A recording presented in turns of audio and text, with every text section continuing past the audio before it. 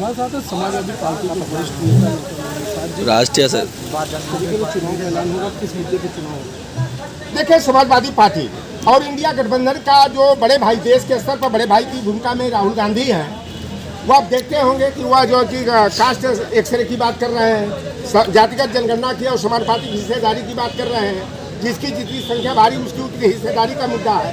छात्र नौजवानों के रोजगार का मुद्दा है, कमर तोड़ महंगाई और महंगाई का मुद्दा है। और भारतीय जनता पार्टी जिस तरह से वो ऊँट चुराए निहुरे जाए वाली कहावत आ गई कि सीबीआई का जब हथौड़ा चला, एसबीआई बैंक कहता था 30 जून को हम जो है कि इलेक्टोरल बॉन्ड का रिकॉर्ड देंगे, लेकिन सीबीआई ने सख्ती बरतते हुए कहा कि कल तक देना है। और दूध का दूध पानी का पानी हो गया। जिस पाकिस्तान को यह भारत का दुश्मन कहते थे, 14 फरवरी 2019 को पुलवामा में एक साजिश के तहत भारतीय जनता पार्टी और आरएसएस के लोगों ने छठ बरात के नाम पर जनता को गुमराह करने के लिए सीआरपीएफ के जवानों को मरवा डाला।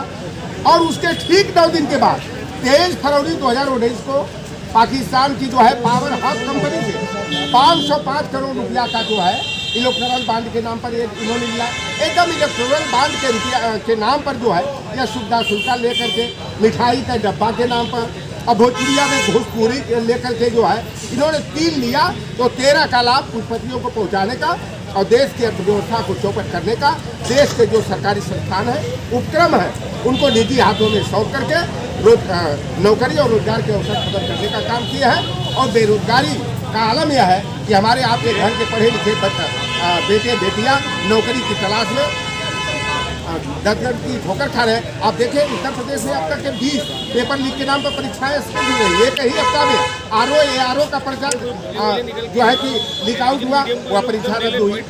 538 पद था, 5.5 लाख से अधिक जो है कि आवेदक थे। पुलिस भर्ती में 61,000 भर्ती होने वाली थी, 55 लाख से अधिक आवेदक आवेदन किए थे। लेकिन जोगी जी पर तो भरोसा नहीं, ये कह रहे हैं कि 6 महीना के बाद जो है कि हम पुलिस की पुनर्परीक्षा कराएंगे। लेकिन वो 69,000 जो शिक्षक की भर्ती हुई थी, जो उसमें घोटालेबाजी हुई थी, आरक्षण की हकमारी हुई थी, 6800 बच्चों का समायोजन करने का विधानसभा चुनाव के बाद ये वादा किए थे, तो जोगी जी ने तो वादा पूरा नहीं किया। 650 दिन से ज़्यादा हो गए इको गार्डन में वो बच्चे जो है धरना कर रहे हैं, अनशन कर रहे हैं, आमरण अनशन कर रहे हैं। भाजपा कार्यालय पर न्याय की गुहार लगाने जाते हैं तो वहाँ पर लाठी डंडा चलाया जाता है।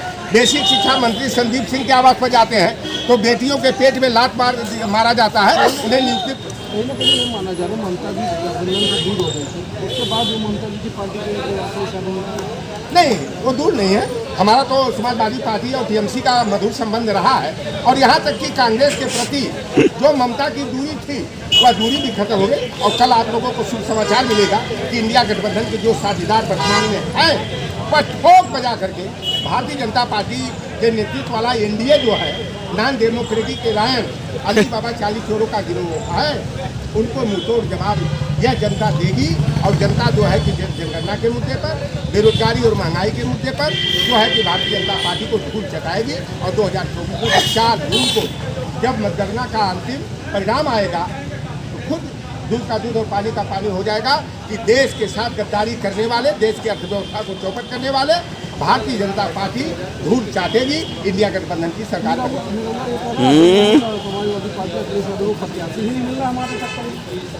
अब क्या बताएं। वो देखो, ये समाजवादी पार्टी का जो है ना, अखिलेश यादव हो चाहे नेताजी हो, उदाहरण के रहे। ये निरहुआ जो आगे बढ़ा है, सबसे ज़्यादा मदद समाजवादी पार्टी के लोगों ने दिया था। यह भारती का पुरस्कार उसको सबसे पहले निरहुआ को मुलायम सिंह यादव जी ने दिया।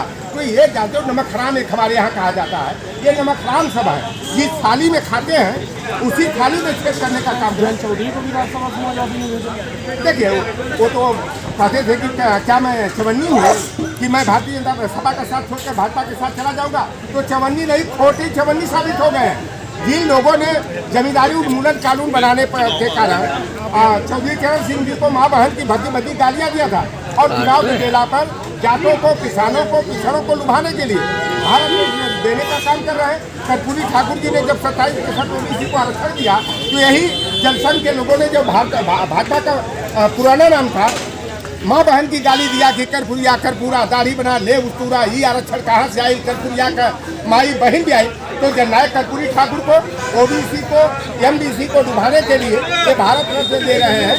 लेकिन जनता है कि सब कुछ जानती है, ये चुनावी बेला में तो भारत रत्न रूपी रेवड़ी बांट रहे हैं। जनता इस मुद्दों पर गुमराह होने वाली नहीं है। महंगाई, बेरोजगारी, किसानों की समस्या, जवानों की समस्या के मुद्दे पर भारतीय जनता पार्टी का खदेड़ा होगा। और उत्तर प्रदेश में समाजवादी पार्टी अपने पीडीएफ फार्मूला के तहत मजबूती के साथ जो है भाजपा से दो हाथ करेंगे। आप गाँव जा रहे थे, लोगों से मुलाकात कर रहे थे, कहीं ना कहीं आपको भी नाराजगी है लेकर पार्टी? नहीं, मेरी नाराजगी नहीं।